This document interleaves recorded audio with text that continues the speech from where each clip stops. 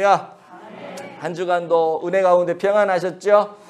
네, 힘들고 어려운 때이지만 하나님의 은혜가 여러분들을 날마다 덮어주시기를 간절히 기원합니다.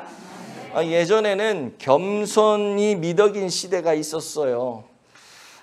그래서 내가 뭘 잘하면서도 아우 나 그거 잘 못해요.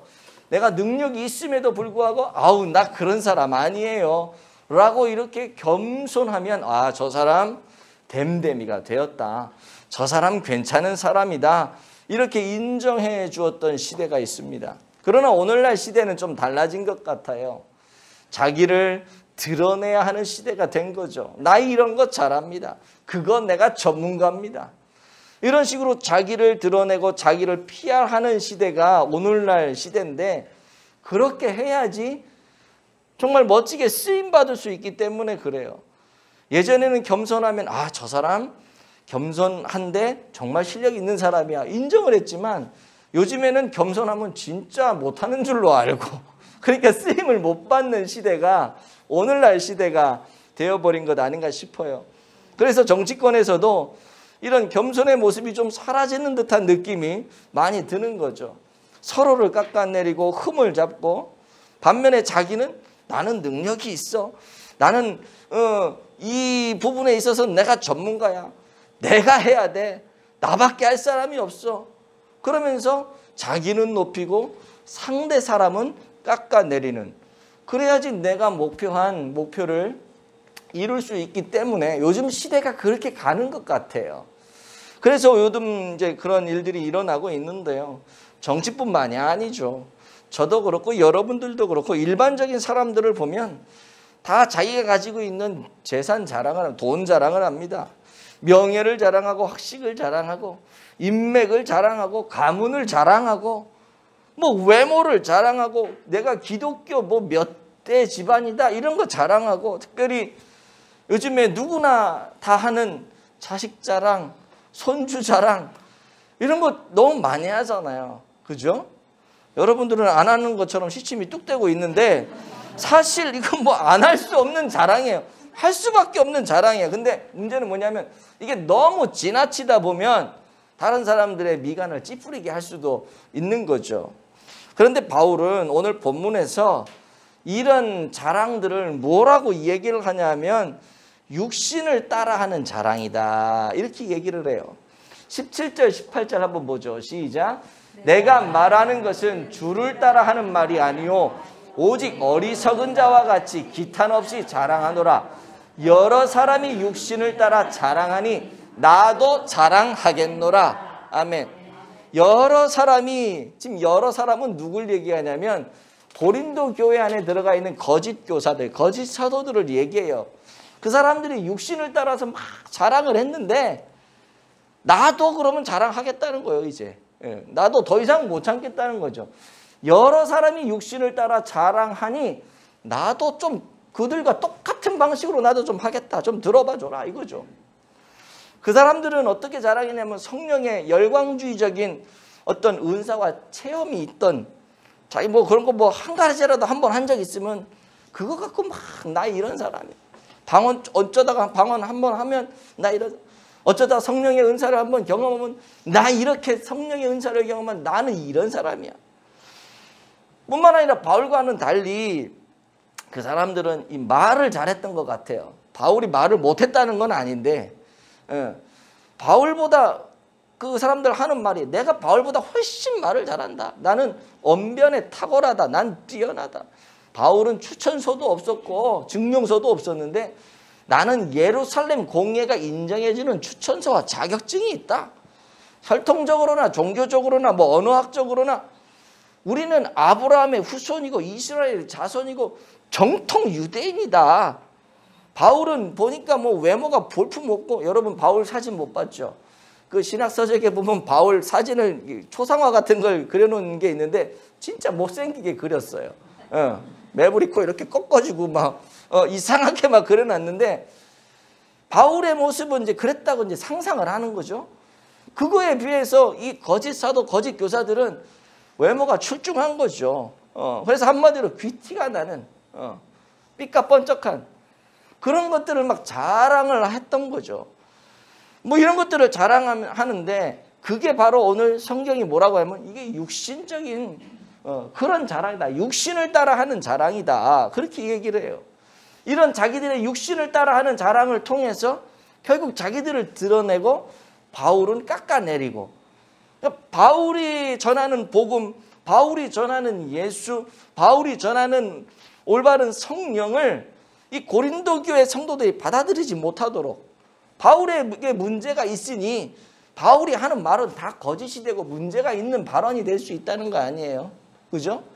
그런 식으로 바울을 몰아세우니까 고린도 교회 안에 성도들이 혼란이 오는 거예요. 그게 진짜인 줄 알았는데 바울이 저런 사람이었어? 저런 사람이 하는 말을 어떻게 믿어? 이렇게 되는 거죠. 그러면서 그 성도들의 신앙을 깎아내리고 고린도 교회를 무너뜨리는 이 모습을 바울이 보면서 더 이상은 가만히 있을 수 없었던 거죠. 그래서 하는 말이 너희들이 그렇게 나온다면 나도 어쩔 수 없다. 이게 참 어리석은 일이지만 나도 너희들과 똑같은 방식으로 좀 자랑 좀 해볼까? 하면서 자기의 이야기를 하게 되는데요. 오늘 이 말씀을 통해서 우리 예수 믿는 성도들이 도대체 어떤 것들을 자랑하며 살아야 될지 몇 가지로 좀 생각을 해보며 은혜를 나누려고 해요. 첫 번째는 뭐냐면 이겁니다. 시작. 복음을 위해 육적인 특권을 포기하고 고난받는 것을 자랑해야 합니다. 아멘. 고난받는 것을 자랑하는 게 참 세상적으로 볼 때는 어리석을 수 있는데 우리 예수 믿는 사람들은 그걸 해야 되는 거예요. 22절을 한번 볼게요. 22절 시작. 그들이 히브리인이냐 나도 그러하며 그들이 이스라엘이냐 나도 그러하며 그들이 아브라함의 후손이냐 나도 그러하며. 아멘. 지금 바울은요 자기 자신의 육신적인 그런 특권을 자랑을 하고 있는 거죠. 야, 그들 거짓 사도들 그 사람들이 히브리인이라고? 그 거짓 교사들이 히브리인이라고? 나도 그래. 나도 그렇다고. 그들이 이스라엘이냐고? 나도 그래. 그들이 아브라함의 후손이냐?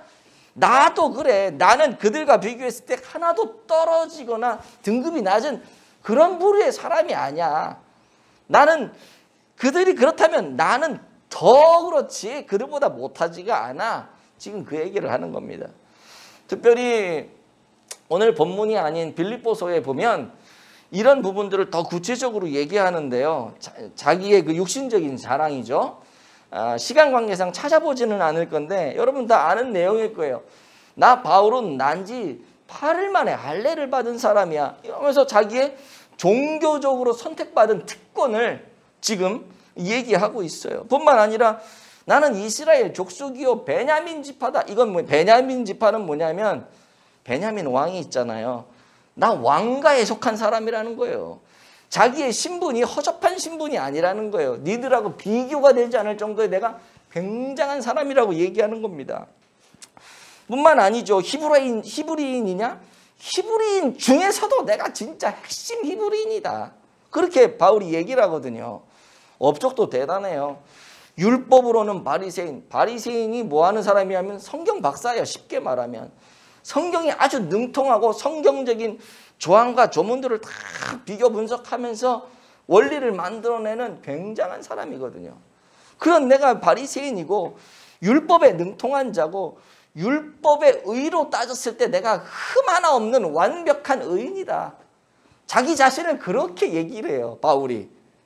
야, 세상적으로 보면 좀 꼴불견이죠. 그래 너 잘났다 할 정도로 엄청나게 자기의 육신적인 자랑을 합니다. 근데 할 수밖에 없는 게 거짓 교사들이 그렇게 얘기를 하면서 다 휘어가니까 바울은 정말 못났다라고 얘기를 하니까 더 이상 참을 수가 없는 거죠. 자기 자신을 욕하는 거는 참을 수 있어도 예수 그리스도를 욕되게 하고 하나님의 성도들을 엄한 곳으로 미혹을 하니 그거 참을 수 없었던 거예요. 그래서 이렇게 이런 얘기들을 쭉 늘어놓으면서 자기 자랑을 합니다. 다시 말해서 바울의 스펙은 가히 어느 누가 범접할 수 없을 정도의 굉장히 고급 스펙을 갖고 있었던 사람이죠. 근데 중요한 게 뭐냐? 내가 예수 때문에 이 모든 것들을 버렸다는 거예요. 예수 그리스도의 이 복음을 위해 내가 이런 모든 것들을 포기했다는 겁니다. 누릴 수 있는 특권을 다 내려놓았다는 거예요. 그게 지금 바울의 자랑인 거예요. 그게. 뿐만 아니라 오늘 본문 23절, 27절을 보시면은요, 바울이 얼마나 복음을 위해 수고하고 헌신하고 고난을 당했는지를 얘기하는데, 특별히 23절 말씀만 한번 읽어볼게요. 시작. 그들이 그리스도의 일꾼이냐 정신없는 말을 하거니와 나는 더욱 그러하다. 내가 수고를 넘치도록 하고 옥에 갇히기도 더 많이 하고 매도 수없이 맞고 여러 번 죽을 뻔하였으니. 아멘. 무슨 말이에요? 그들, 거짓 교사들, 그 사람들이 그리스도인 일꾼이냐? 걔네들 일꾼이라 그러잖아. 걔네들이 진짜 일꾼이냐? 정신없는 말 하고 있네. 이 말 하는 겁니다, 지금. 걔네들이 그렇다면 난 더욱더 그러하다. 걔네들하고 나하고는 비교가 안 된다는 거죠. 내가 수고를 넘치도록 하고, 걔네도 수고했다 그러는데 나는 진짜 넘치도록 했다. 옥에 갇히기도 더 많이 했다. 매도 수없이 맞고 여러 번 죽을 고비를 넘겼다. 지금 그 얘기를 쭉 하고 있는 것이죠. 여러분, 특별히 이 바울은요, 자기가 이제 그 고난을 받게 되는데 23절 읽었잖아요. 24절 이후에부터 쭉 보면은 자기가 어떤 고난을 받았는지 또 쭉 기록을 합니다. 유대인에게 40의 가만매를 하나 가만매, 그거를 맞았다는 거예요. 네. 유대인들은요 원래 40대를 때리지 않았어요. 범죄자들도 40대를 때리지 않았어요. 유대인들에게 40대를 때린다는 것은 그 형제를 아주 천하게 여기는 그런 것이었기 때문에 율법이 그것을 금지했습니다. 율법이. 근데 사람들이 얼마나 악한 줄 아세요? 40대를 못 때리게 하고 39대만 때리게 하니까 그 39대를 아주 극한 형벌로 다스려요. 채찍으로 등을 26번, 앞에 가슴을 13번. 그래서 그거 맞는 동안 39대 맞기 전에 죽어나가는 사람들이 그렇게 많았대요. 그렇게 악한 거죠. 율법이 못하게 하니까 40대 이상을 못 때리게 하니까 그래 알았어 40대 이상 안 때릴게. 대신 39대만 맞아도 죽을 정도로 때리는 거죠. 그게 유대 율법이었어요. 그 사람들이 전통이었어요. 그런 거를 한 대 가만 그런 죽을 고비를 5번이나 맞았다. 태장으로 맞았다. 태장이 뭐냐면 예수님 맞은 채찍 있잖아요. 채찍 끝에 쇳덩어리 날아가지고 딱 하면 살이 팍 패여 나오는 거. 그런 걸 맞았으니 얼마나 고통스럽고 얼마나 힘들어요. 여러분들도 아시지만은 바울이 막 돌에 맞아가지고 죽었다가 죽은 줄 알고 사람들이 버렸는데 하나님이 다시 살리시고 그런 게 사도행전에 나오잖아요. 돌에도 맞아 죽을 뻔한 위협도 있었고 이런 고비 뭐 한두 번이 아니다. 강의 위협도 있었고 강도의 위협도 있었고 그런 내용들이 오늘 본문에 쭉 나온단 말이에요. 그러면서 되묻는 거죠. 나 이런 고난을 감당했다. 예수 그리스도의 복음을 위해서. 근데 거짓 교사들 그 사람들 이런 고난 당해본 적 있어? 그거 얘기하는 거잖아요. 복음을 위해 이렇게 수고하고 헌신하고 고통을 감수한 적 있어? 그거 없으면 다 거짓들이야. 그거 없으면 다 거짓 교사들이야. 나는 그거 했어. 나는 그런 고통을 감내했어. 나는 복음을 위해서 예수 그리스도를 위해서 그런 아픔을 난 감내했어. 내가 진짜 사도란 말이다. 내 말을 믿어라. 지금 그 얘기하는 겁니다. 여러분 간절히 바라기는 오늘 이 바울의 자랑이 우리의 자랑 되어지기를 축복합니다. 복음을 위해서 나의 혈통적인 특권과 사회적인 특권 다 내려놓고 내세울 수 있는 모든 특권을 뒤로 하고 복음을 위해 수고하고 고난까지 감수하는 그것을 오히려 자랑할 수 있는 우리들 되어지기를 축복합니다. 언젠가도 제가 말씀을 드렸지만 폴리갑이라고 하는 감독이 있었어요. 목사님이시죠. 폴리갑이라고 하는 이 사람은 서문화교회 감독, 서문화교회 목사님이신 거죠. 이런 서문화교회 감독으로 초대교회의 대표적인 순교자였습니다. 그를 체포하러 로마 군병들이 왔을 때 그 자기를 체포하러 오는 군병들을 이 폴리갑이 후하게 대접을 합니다. 그리고 그들을 위해 기도를 한 뒤에 화형대 앞에 자기 스스로 서게 돼요. 그때 호민관이, 사형을 집행한 호민관이 폴리갑을 회유합니다. 야 폴리갑, 너 지금이라도 예수님을 배반하고 배교하면 너 생명 살려줄 수 있어. 그때 이 폴리갑이 했던 말, 지나간 86년 동안 그리스도를 섬겨왔지만 주님은 한 번도 나를 모른다 하지 않았소. 그런데 내가 어찌 나의 왕이요 나의 구주이신 그리스도를 부인할 수 있겠소? 지금 부인하면 사는데, 부인하지 않으면 당장 화형에 처하게 되는데, 그 위험 앞에서도 주님을 부인하지 않고 그 화형대 앞에 서겠다라고 하는 굉장한 결심이죠. 결단이죠. 그리고 스스로 장작더미 위에 올라갑니다. 화형을 집행하는 형리에게 이렇게 외칩니다. 그대들은 1시간 동안 타다 꺼져버리는 불로 나를 위협하지만 어찌하여 예비된 심판과 하나님의 영원한 형벌의 불은 모르고 있어. 폴리갑은 확신으로 가득 차 있었고 은혜가 충만한 모습이었죠. 그리고 기도합니다. 저를 주님 앞에 향기로운 제물로 받아 주시옵소서. 이 모든 일에 주를 찬송하며 주께 영광을 올려드립니다. 여러분, 고통이 앞에 있어도 전혀 흐트러지지 않는 이 폴리갑의 이 모습, 복음을 위해, 주님을 위해 이 힘든 고난을 감내해내는 이 모습이 오늘 본문의 바울의 모습이요, 오늘 저와 여러분의 모습이 되어야 할 줄 믿습니다. 그리고 이것이 우리의 자랑거리가 돼야 되는 거예요. 세상은 손가락질할지 모르죠. 예수 믿는 사람이 치질이도 궁상이다. 네가 믿는 예수는 그런 어려움 속에서도 너를 건져주지 않냐?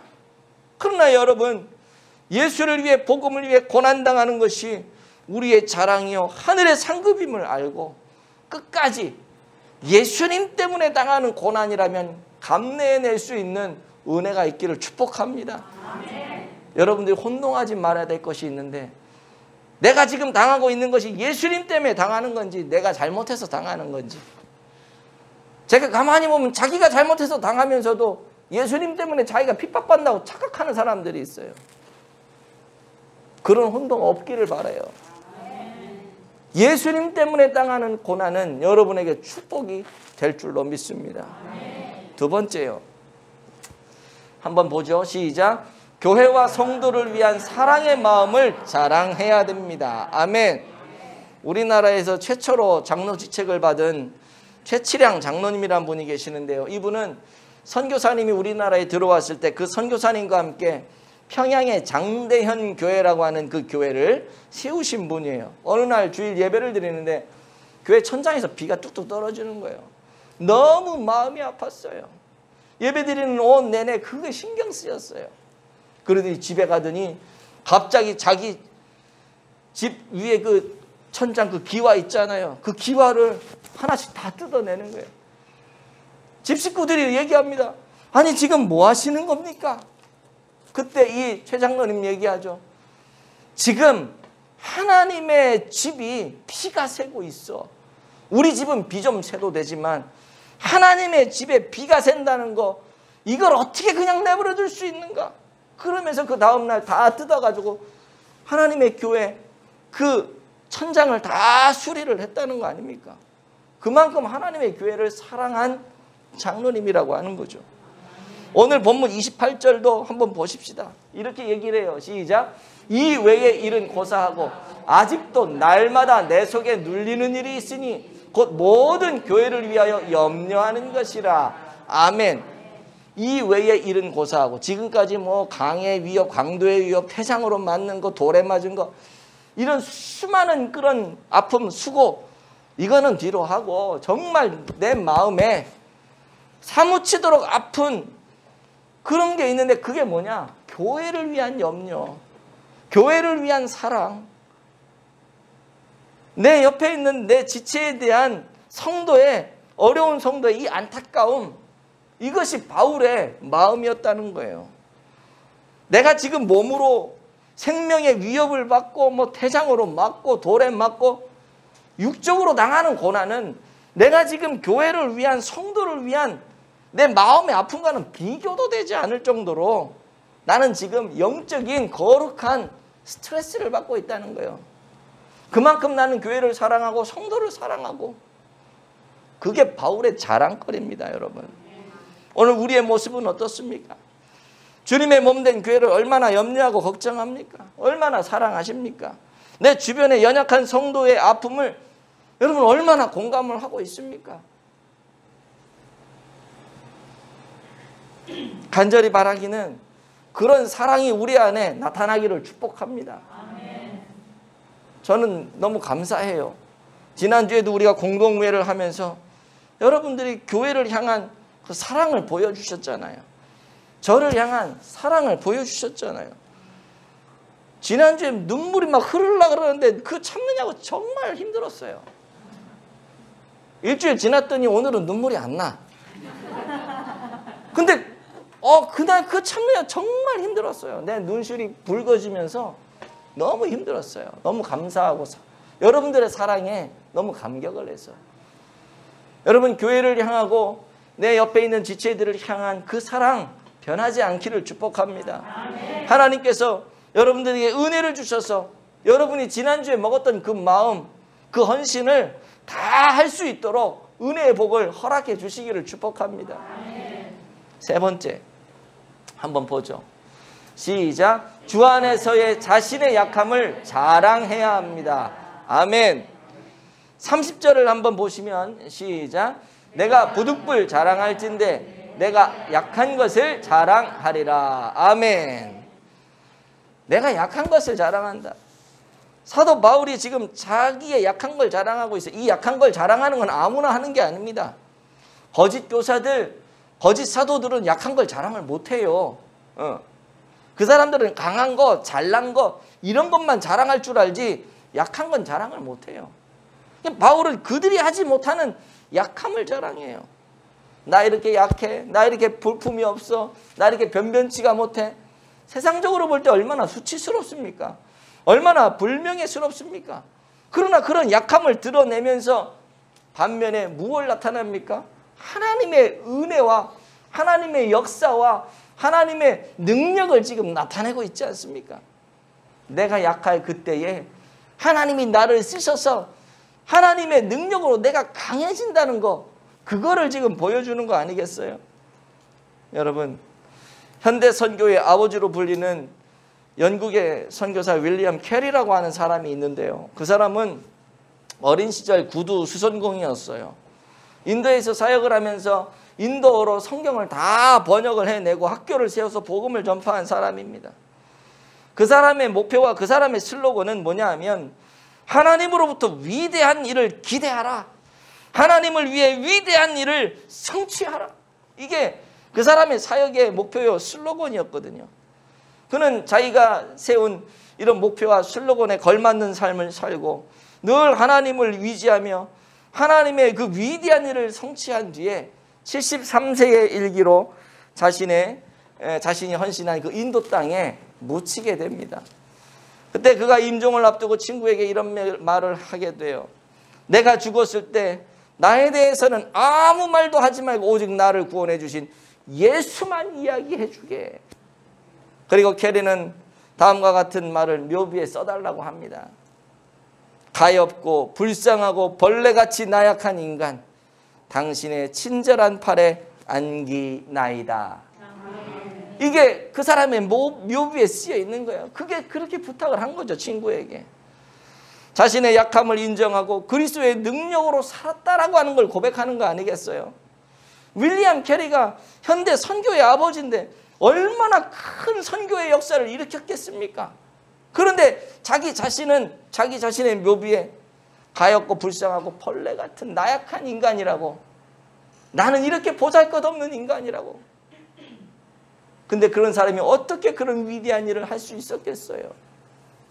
약할 때 하나님께서 그를 도우시고 하나님께서 그를 사용하셔서 더 강하고 힘있고 능력 있는 하나님의 일을 감당하게 하신 것 아니겠습니까?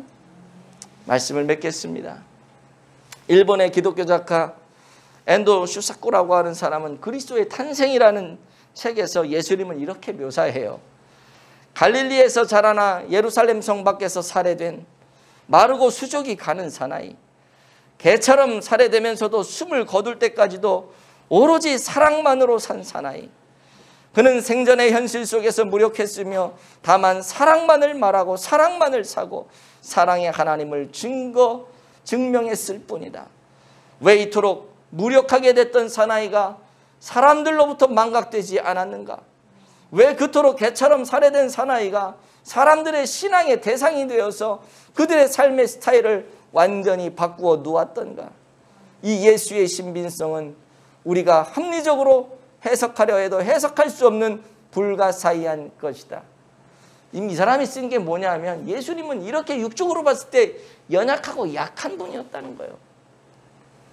그럼에도 불구하고 이렇게 세상적인 눈으로 볼 때는 별 볼 일 없는 약한 이분이 오늘날 저와 여러분의 가슴속에, 이 세상에 예수를 믿는 모든 사람의 가슴속에 아직도 살아있고, 그 예수를 믿음으로 말미암아 우리의 모든 가치관이 변하고 그분을 닮겠다고 하는 이런 놀라운 아름다운 역사들이 일어나고 있다는 거, 이게 신비하다는 거예요.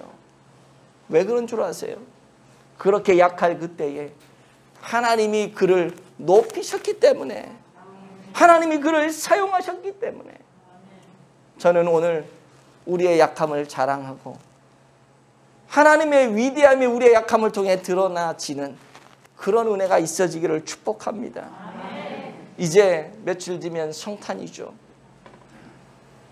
예수님이 그 하늘보자 다 버리시고 정말 연약하고 약한 모습으로 이 땅에 오시지 않았습니까? 근데 그분은 만왕의 왕이요 주가 되시지 않았습니까? 바울이 그 예수님을 만나게 되었고 그 인생이 바뀌어서 자기의 약함을 드러냈던 것처럼 오늘도 우리의 약함을 드러내면서 하나님의 위대함이 나타나지는 그런 12월 성탄이 되어지기를 예수님의 이름으로 축복을 드립니다.